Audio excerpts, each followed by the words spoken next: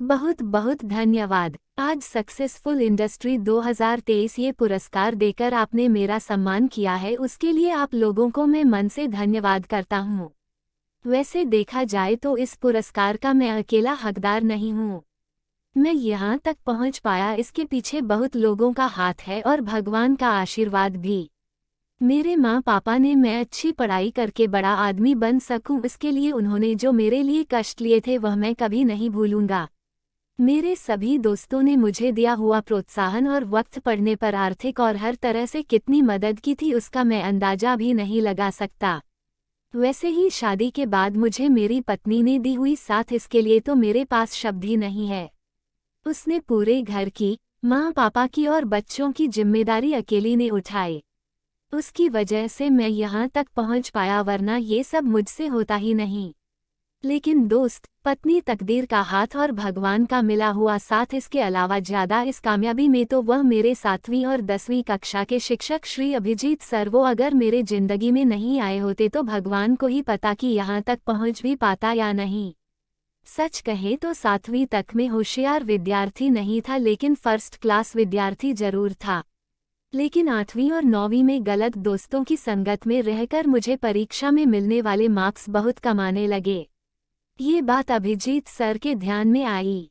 उन्होंने मुझे बहुत समझाया, लेकिन मैं 9वीं कक्षा के छमाही परीक्षा में 2 विषय में फेल हो गया।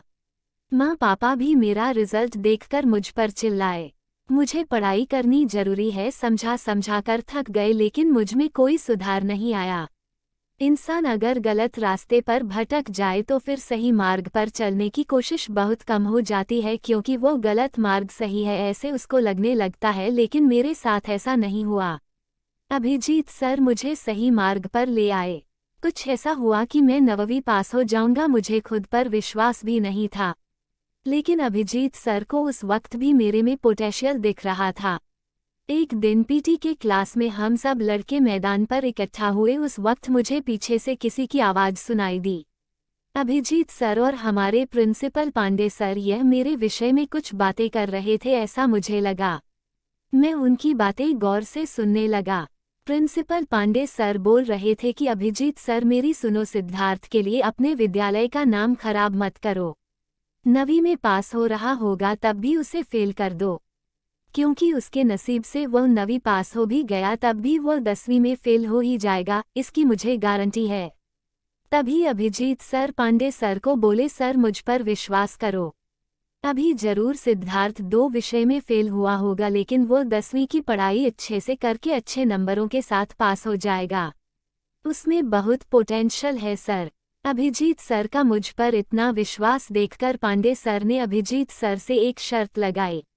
अभिजीत सर, अगर आपको सिद्धार्थ पर इतना विश्वास है तो फिर ठीक है, लेकिन वो अगर 10वीं में फेल होगा और उसकी वजह से हमारे विद्यालय का रिजल्ट खराब आया तो आपको आपके ओवर कॉन्फिडेंस की सजा समझकर खुद इस्तीफा देकर इस विद्यालय को छोड़ना होगा। बोलो मंजूर है आपको अभिजीत सर?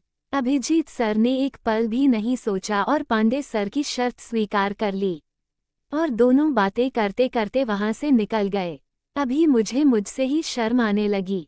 जो माँ बाप को मुझसे उम्मीदें थी, जिस सर को मुझ पर इतना विश्वास है, उनकी इच्छा और विश्वास के पात्र रहने के लिए मैं कुछ नहीं कर पा रहा हूँ, इसकी मुझे शर्म आने लगी। और उस दिन से मैं पढ़ाई करने लगा। रात दिन एक करके मैं 9वीं तो पास हो गया, लेकिन 10वीं में भी खूब मन लगाकर पढ़ाई करके अच्छे पेपर लिखे। रिजल्ट का दिन आया तब मेरे दिल की धड़कन बढ़ने लगी। मैं पास तो हो जाऊंगा ना, इससे ज़्यादा मुझे अभिजीत सर की नौकरी आज रहेगी या नहीं इसकी ज़्यादा टेंशन थी। रिजल्ट लेने मैं विद्यालय गया और मार्कशीट में 80% मार्क्स देखकर मैं वहीं पर नाचने लगा। माँ पापा भी बहुत खुश हुए। मैं भागते भागते प्रिंसिपल ऑफिस की तरफ गया। अभिजीत सर और पांडे सर वहीं पर थे। मैंने अभिजीत सर को जोर से गले लगाया और उनको बोला, मैंने आपकी नौकरी नहीं जाने दी सर, नहीं जाने दी। मेरे वह शब्द सुनकर दोनों मैं क्या बोल रहा हूँ ये समझ पाए। उसके पहले मैं बोला, सर आपने पांडे सर की शर्त स्वीकार की थी, अगर मैं 10वीं फेल हो गया तो और मेरी वजह से विद्यालय का रिजल्ट खराब आया तो आप इस्तीफा देकर यह विद्यालय छोड़ देंगे। ये सुनकर अभिजीत सर और पांडे सर दोनों ही जोर जोर से हंसने लगे और पांडे सर मुझे बोले, तू वह सब अभी तक भूला नहीं है? अरे ऐसा कभी हुआ है क्या कि एक विद्यार्थी फेल हुआ हो और उसकी शिक्षा उसके शिक्षक को इस्तीफा देकर चुकानी पड़े? अरे वह अभिजीत सर का ही आइडिया था। उन्होंने ही मुझे ऐसी शर्त रखने के लिए कहा था। हम जानबूझकर तुम्हें हमारी बातें सुना सके इतने नज़दीक खड़े होकर सब बोल रहे थे और उनको चाहिए वैसा रिजल्ट उनको मिले, तो ये सब सुनकर तू अच्छे से मन लगाकर पढ़ाई करने लगे, ये सब उनका प्लान था और उनका प्लान सक्सेस भी हुआ। तुमने 10वीं कक्षा में अच्छे नंबरों से पास होकर दिखाया, मुझे फक्र है तुम पर। ऐसे अच्छे शिक्षक और उत्तम विद्यार्थी वाले विद्यालय का मैं प्रिंसिपल हूँ। पांडे सर की वह बातें सुनकर मेरी आंखें भर आई।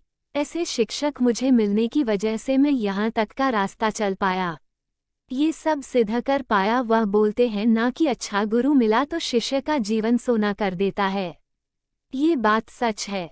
शिक्षक ये सिर्फ खुद का संसार चलाने के लिए पैसे कमाता है, इस उद्देश्य से नहीं पढ़ाता है, बल्कि वह एक अच्छा समाज बनाने का कार्य करता है। और जब तक ऐसे शिक्षक हमारे देश में हैं तब तक हमारे देश का भविष्य उज्जवल रहेगा, इसमें मुझे थोड़ा सा भी शक नहीं है। आज अभिजीत सर हमारे साथ नहीं है, लेकिन वह जहाँ भी होंगे वहाँ से जरूर यह प्रोग्राम देख रहे होंगे।